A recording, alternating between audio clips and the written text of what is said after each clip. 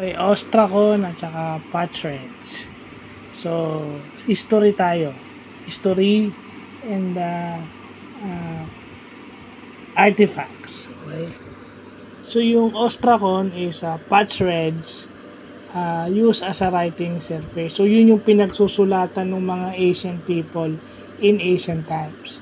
Pag sinabi mo namang Patch yun yung broken pieces of ceramic material, mga nabasag na ceramic material na pinagsusulatan ng mga Asian people in ancient times.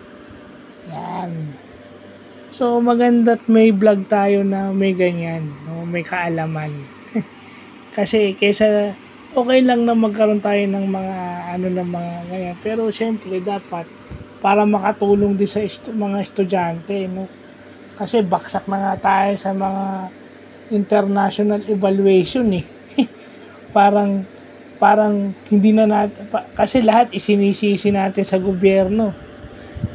Wala man lang tayong contribution sa educational system natin. So as an education graduate, siguro ito na yung isa sa mga contributions ko. Although maliit, pero sana makatulong ito sa mga kabataan. So, yun lang po.